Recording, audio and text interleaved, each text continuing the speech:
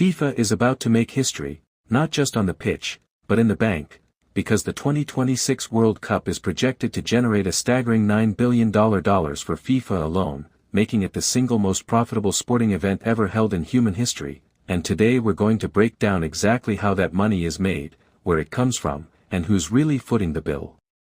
To understand the scale of what we're talking about, you need to go back to 2014, when FIFA walked away from the Brazil World Cup with around $2.6 billion in profit. That already felt like an enormous number, but fast forward to Qatar 2022, and that figure had nearly tripled to $7 billion, and now in 2026, we're looking at $9 billion from the tournament itself and a full 4-year cycle revenue target of $13 billion, a number that was actually revised upward twice from the original $11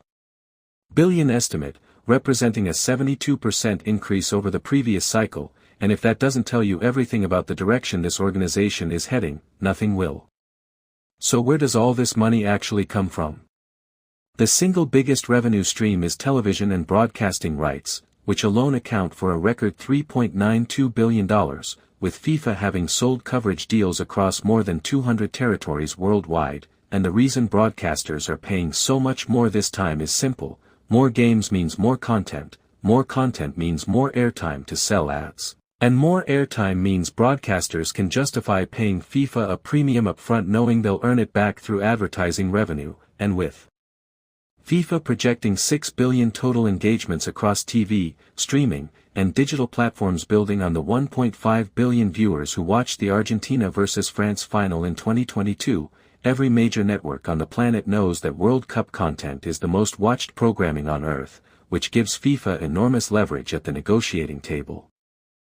McDonald's are so restrictive that cities can't even sign deals with competing local food chains, and under FIFA's new model for this tournament, where they've eliminated the traditional local organizing committee and brought everything in-house, FIFA controls all media rights, all sponsorship deals, and all ticket revenue, while cities bear virtually all the costs of safety and security, which is a business model that any corporate executive would admire but that many city officials are now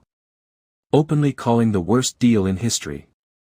And yet, despite all of that controversy, the global economic impact of this tournament is undeniable. The FIFA and World Trade Organization joint analysis estimates the 2026 World Cup will generate $80 billion in total global gross output, with 1.2 million international visitors expected in the United States alone, tourism booms in all 16 host cities, and an Airbnb projection of $2.6 billion in combined guest spending, with local hosts earning an average of $4,000 during the tournament. So, while FIFA takes the lion's share of the direct revenue, the economic gravity of this event lifts entire city economies in ways that are genuinely hard to measure. On the prize money side, teams and players will share a record $871 million pool, the first time in World Cup history that total prize money crosses $1 billion, with every one of the 48 participating nations guaranteed at least $12.5 million just for showing up, and the World Cup champion expected to take home around $50 million. Which is life-changing money for many national football federations, though it still represents less than 10% of what FIFA itself will earn from the entire event. What we're really witnessing with the 2026 World Cup is the full maturation of sport as a global financial product. FIFA has spent decades building a system where every 4 years it can generate billions from broadcasting deals, sponsorship packages, and premium ticketing, while distributing just enough back to teams and host nations to keep everyone at the table, and the numbers keep climbing every single cycle without exception. From $2.6 billion in 2014 to $7 billion in 2022 to $9 billion in 2026, and with FIFA now expanding into a bigger Club World Cup, a Women's World Cup, and new competitions across